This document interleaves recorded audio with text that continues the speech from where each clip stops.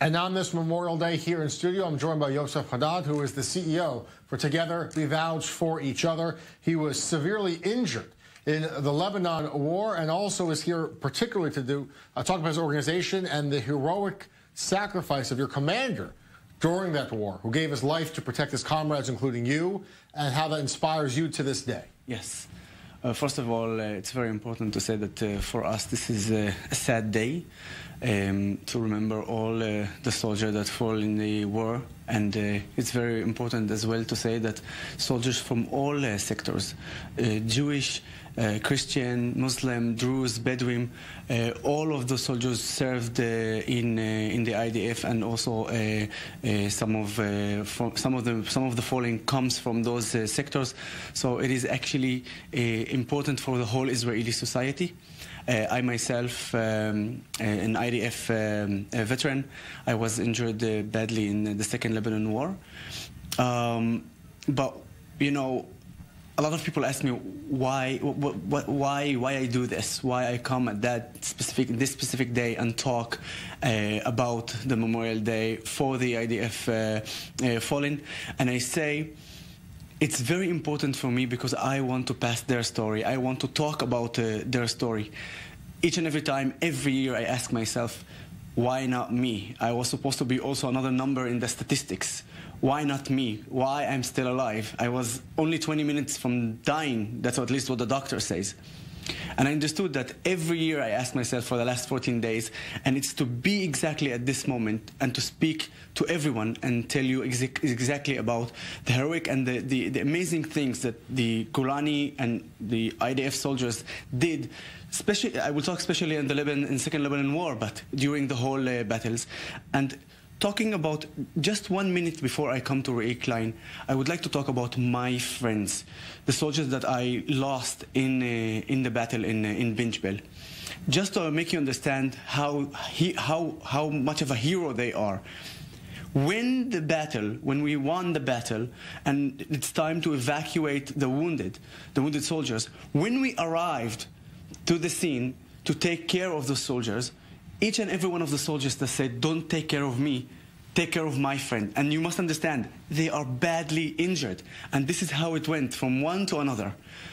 This is just give you a bit of a glimpse of what an amazing, soldiers, fighters, and human beings, my friend, and they are. But you mentioned you feel survivor's guilt because you still ask yourself, why me? Why did I live through this? And my friends and my comrades, my closest brothers, they did not. Every year I come to this day, I would look at my family and I would say, it could have been easily my mom and dad right now going to the cemetery and crying on my grave every year. But as I said, every year I look at my friends and soldiers and commanders who gave their life and sacrificed their life and died in the battle for our society, and I understand that this is my job. And talking about Roy Klein, I'm going to tell you two stories about him. Before we talk about your commander, Roy Klein, who we should again mention again to our viewers, he is a hero who sacrificed his own life, jumped on a live grenade, to save several of his soldiers in his unit. We're going to talk about that sacrifice and your organization after a very short break, so stay with us. And back in studio with Yoseph Haddad. Yoseph, before the break, we were talking about the legacy of your commander, Roy Klein, in the Golani Brigade, who jumped on a grenade during war in a battle to protect his soldiers, his fellow soldiers, and how that sacrifice inspires you, and how telling his story and about his friendship and his mentorship keeps him alive. I want to go with you just a bit, and to visualize some things. I want the viewers just to imagine this, okay? You are in a battlefield, and some terrorist, Hezbollah terrorist, throw a grenade on you. Usually within 4 seconds the grenade explodes.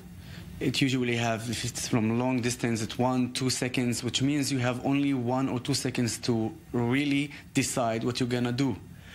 And I'm saying that because I want everybody just to imagine that Roy Klein is looking at this grenade, and he has a split of a second just to decide what he's going to do.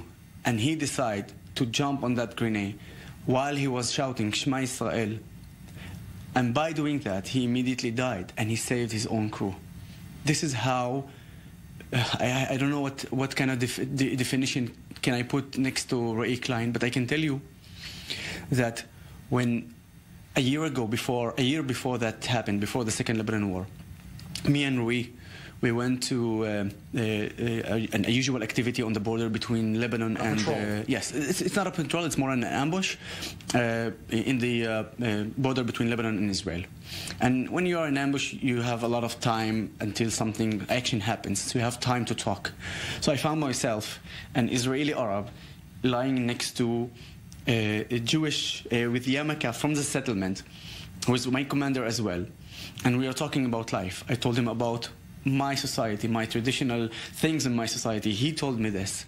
And then he looked at me, and in the army you say by your second name, by your family name.